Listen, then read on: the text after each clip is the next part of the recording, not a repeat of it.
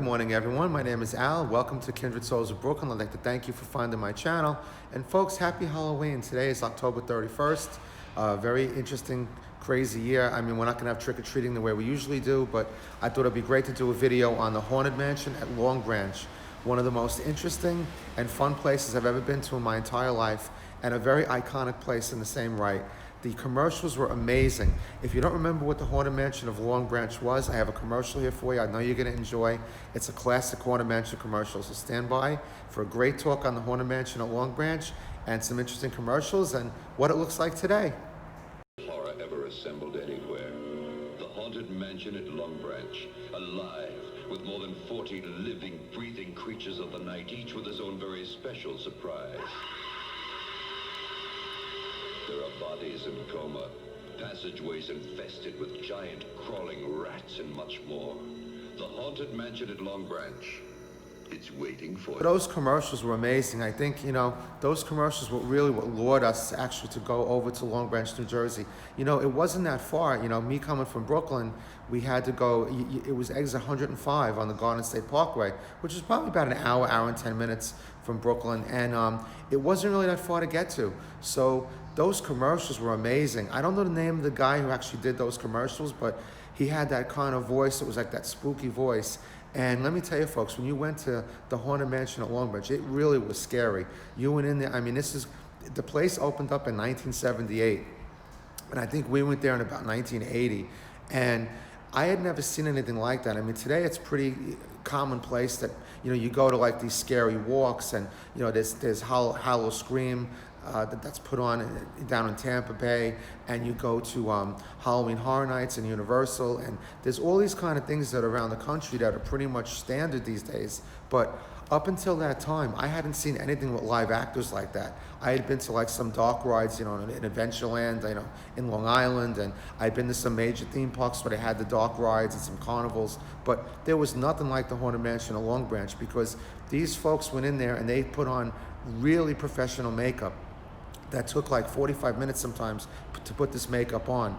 And they were all different characters. There were characters that you knew, like Dracula. There were also characters that they made up. And what was amazing about these characters was that they would actually scare you. They would jump out at you. They would yell at you. They would actually chase you. I remember what really boggled my mind was that when you went to the Haunted Mansion, on the exit, when you thought you were kind of safe, there was a guy actually blocking the door with an axe.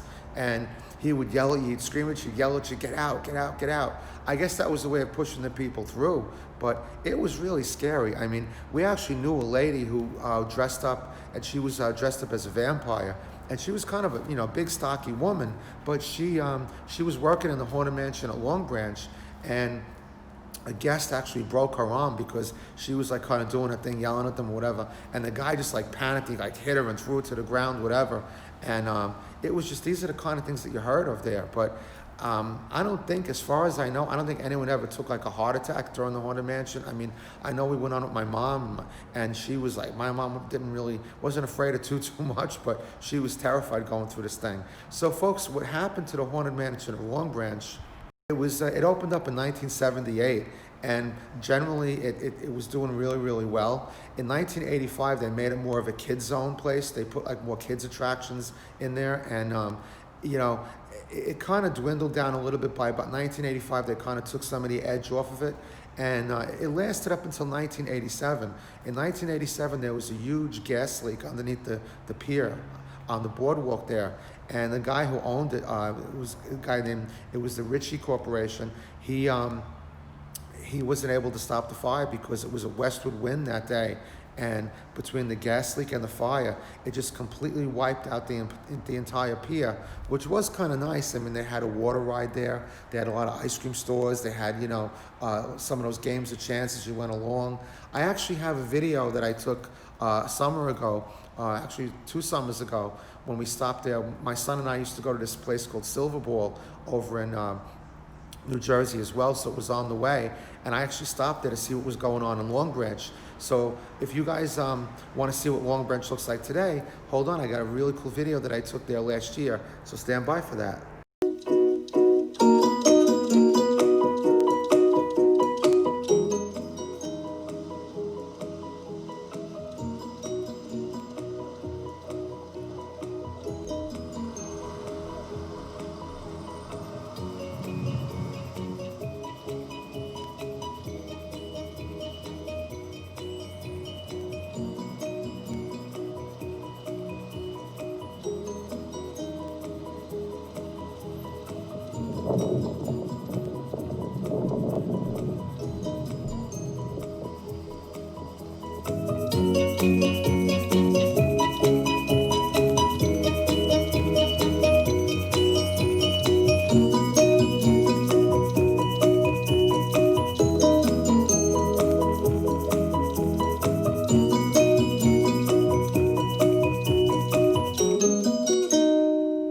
again, folks, that was just an amazing, iconic place. I hope you enjoyed this video.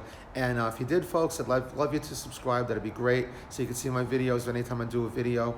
And all the proceeds from our channel go to suicide prevention. We lost my son, Matt, who I mentioned 14 months ago. And we have a suicide prevention foundation called the Waffles Foundation. So all proceeds from this channel go to suicide prevention. We donate musical instruments to kids who are in need, who want to play. So if you have an instrument you want to donate, love to hear from you. You can contact us at www.wafflesfoundation.org or wafflesfoundation@gmail.com. Until the next time, folks, have a happy Halloween. Stay safe. Love you all. And I'll see you real soon on the next video. Take care now, folks. Bye-bye.